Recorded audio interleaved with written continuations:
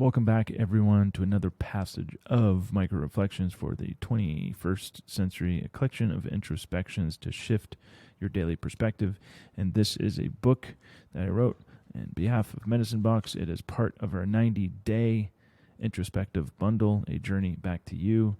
It coincides with the 12-week master class taught by world-class experts in the fields of functional medicine, psychotherapy, psychedelics and recovery, ethnobotany, psychedelic integration, and we have that with a combination of our products. And we teach a lot of these frameworks. We go over a lot of the different perspectives that one might need to reach that dream transformation they so wish to have.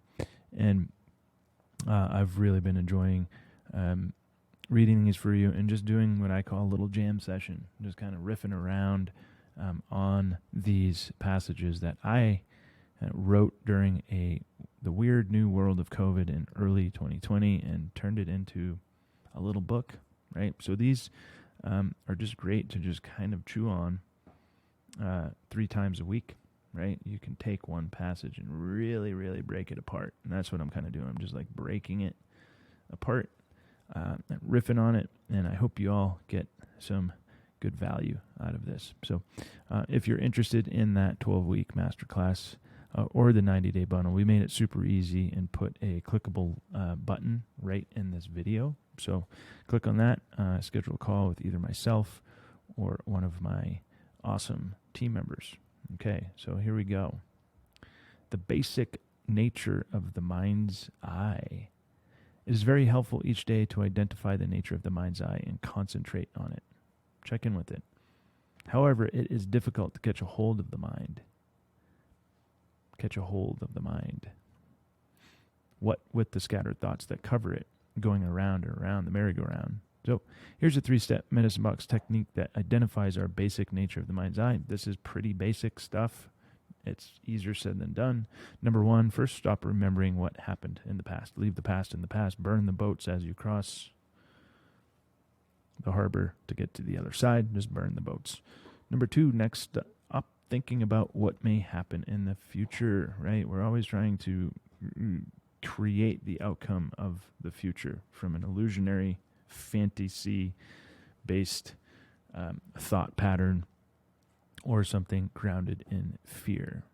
And number 3, let the mind flow without the overlay of thought. Just observe. We talked about the kind of the flowing of being in your inflatable raft in the middle of the ocean, and you're just kind of floating around, and all the little waves that are around you, those are just all your thoughts that are coming through. We don't try to grab onto those while we're in the inflatable raft. We wait until we just float, hopefully, to the shoreline somewhere. So just observe and see if paying attention to the nature of the mind's eye early in the morning makes you more tranquil and alert. Give the conceptual mind a rest. Give the conceptual mind, the one with the hyperbole, the run-on sentences, the unending ruminations on past and future events, a forced vacation. So in the morning when you're first awake, before you really start getting into the things, the logistics and all the scheduling and taking your Mercedes and, hacking your way through the proverbial jungle of this modern world, take some time in the morning while you're tranquil, but you're alert, and really just focus in on the mind's eye and pay attention to that. And regardless of the state of the world, you will not suffer affliction when you trust in the mind's eye. That is the fundamental nature of the glittering light of the hopeful pursuit of happiness. So that conceptual mind, once it gets going, once we're scheduling, once we're running emails, once we're dealing with people, places, and things, and driving and traffic and kids and bosses and coworkers and all the things, that conceptual mind is just a run-on sentence, right? And we're always trying to keep adding on to those run-on sentences. Okay, so just remember that the basic nature of the mind's eye has the thoughts kind of clouded around it. So just take a step aside and observe. And to finish this one off, it's going to be super kind of short. This one is one of those passages that I think is just kind of like a binder. It kind of binds in a lot of the other ones, right? It kind of it overlays on some of the other ones that are in here, and keeps fortifying that observation card. And Albert Einstein said it best with a great thought begins by seeing something differently with the shift of the mind's eye. So a great thought, right? We have thoughts all day long, 60 to 70,000 of them, about 5,000 of them an hour. And most of them are just kind of like negative, based in the past, based in the future. And we don't really come up with the great thoughts, but we do when we can see them differently. And how do we see them differently? We step aside and observe.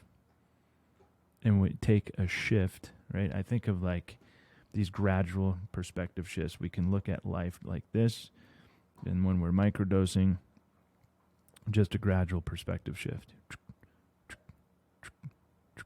It's just shifting our perspective a little bit over that frequency plus consistency times intention plus introspection equals transformation over time. So it's just a gradual shift of the mind's eye. I think Albert Einstein knew what he was talking about there. So that really is the fundamental nature of the glittering light of the hopeful pursuit of happiness. And whatever that hopeful pursuit of happiness is for you, just remember to step aside from your life and just observe it and see something just a little bit differently, and create a new thought, create a new experience for yourself, and try to do it early in the morning, and try to not have the grips of the past in you,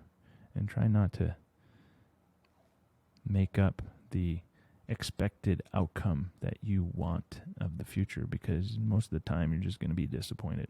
So that is the basic nature of the mind's eye. I hope you all are getting some value out of this. Would love to hear from you. Drop a note in the school community, and remember to click on the button in the video if you'd like to schedule a call. I'd love to talk to you and get you moving on some of these concepts and off on the right path. Cheers.